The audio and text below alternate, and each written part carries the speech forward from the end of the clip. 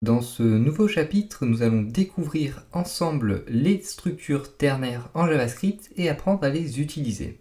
Donc les structures ternaires correspondent à une façon très raccourcie d'écrire ces conditions.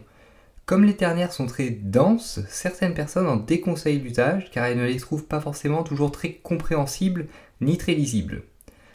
Donc pour construire une ternaire, nous allons devoir utiliser l'opérateur logique point d'interrogation. Donc on va immédiatement prendre un premier exemple concret d'écriture de ternaire afin que vous voyez comment ça fonctionne et que vous voyez surtout l'écriture, la syntaxe des ternaires car c'est très important pour comprendre comment elles vont fonctionner par la suite.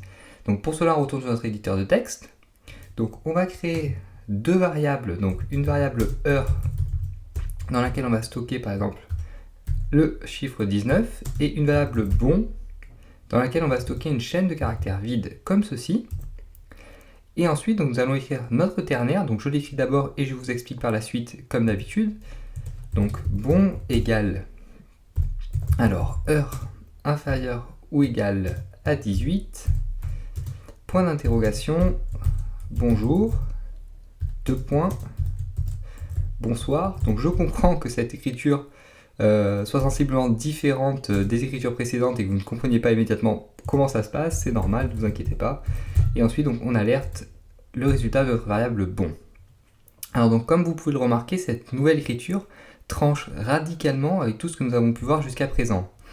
Donc ici, on a commencé déjà par déclarer deux variables, heure et bon. Alors vous devez savoir que le test va s'effectuer sur notre variable heure, tandis que notre variable bon va nous servir à stocker le résultat de notre structure ternaire. On va donc tester si notre variable heure contient une valeur inférieure ou égale à 18, donc le test est ici. Alors si c'est le cas, on stocke dans la variable bon la chaîne de caractères qui est située juste après le point d'interrogation et avant les deux points, c'est-à-dire la valeur bonjour. Dans le cas contraire, on va stocker la valeur après les deux points, c'est-à-dire bonsoir dans notre variable bon. Et donc finalement, ensuite, on affiche le contenu de notre variable bon, c'est-à-dire soit bonjour, soit bonsoir selon le résultat du test. Donc notez que l'utilisation d'une variable conteneur, donc ici notre variable bon avec les ternaires, n'est pas indispensable, mais je vous le recommande fortement pour deux raisons. Alors d'une part, en stockant le résultat d'une ternaire dans une variable, on peut s'en resservir plus tard, et d'autre part, cela rend la ternaire un peu plus compréhensible. Donc ici, retenez bien cette syntaxe, donc au final c'est assez simple à comprendre, mais au départ ça fait plus ou moins peur, je peux le comprendre. Donc le test s'effectue donc sur notre variable heure, donc on teste si le contenu de notre variable heure est inférieur à 18 ou pas grâce au point d'interrogation. Et ensuite, donc si ici le JavaScript renvoie true, on stocke bonjour dans notre variable bon, et si ce n'est pas le cas, on stocke la valeur bonsoir, donc la valeur qui est soit avant les deux points, soit après les deux points, et toujours après le point d'interrogation évidemment. Donc ici, vu que 19 est supérieur à 18, on devrait stocker normalement bonsoir, puisque ici 19 inférieur ou égal à 18, le JavaScript renvoie false, et donc on stocke la deuxième valeur dans notre variable bon, et donc on devrait alerte bonsoir théoriquement. On va tester immédiatement. Vous voyez bien, donc ici on a bonsoir. Donc ici, si ici j'avais mis par exemple 12 à la place de 19, on aurait eu bonjour comme ceci donc. Alors, l'utilisation des ternaires maintenant. Donc comme je vous l'ai dit précédemment, certaines personnes déconseillent l'utilisation des ternaires car ils les jugent trop peu compréhensibles, trop peu lisibles. Alors personnellement, je n'ai aucun problème avec les ternaires à partir du moment où le code est bien commenté et où la ternaire est explicite.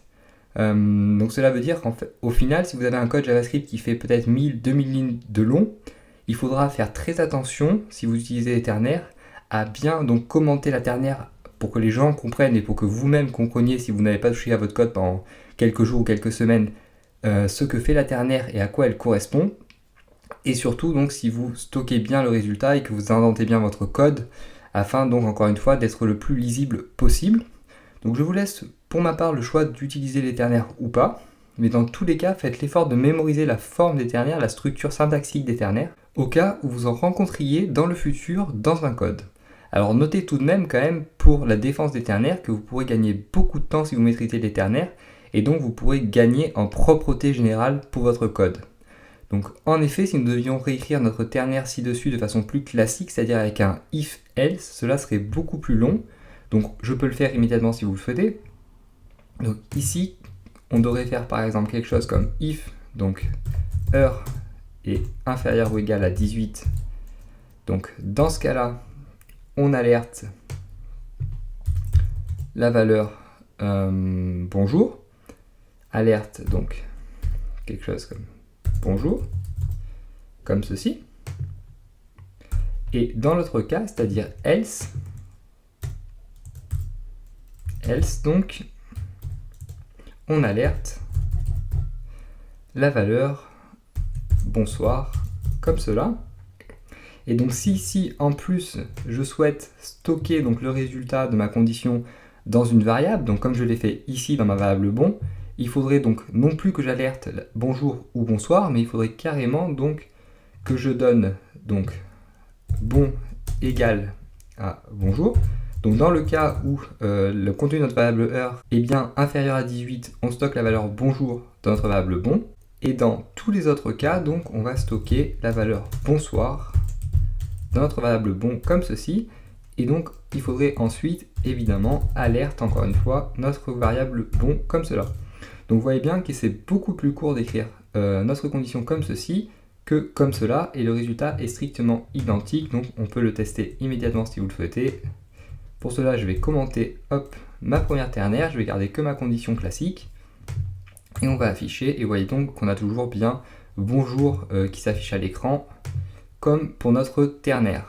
Donc voilà tout pour les ternaires, alors que vous les utilisiez ou pas, dans tous les cas, il est très important, encore une fois, donc ça fait partie des bases du JavaScript, et donc il est très important que vous les ayez vus au moins une fois et que vous connaissiez, donc que vous sachiez comment s'écrivent des ternaires, afin de pouvoir à minima les reconnaître dans un code. Voilà tout pour cette leçon, donc, et dans la prochaine leçon, nous allons cette fois-ci étudier le switch.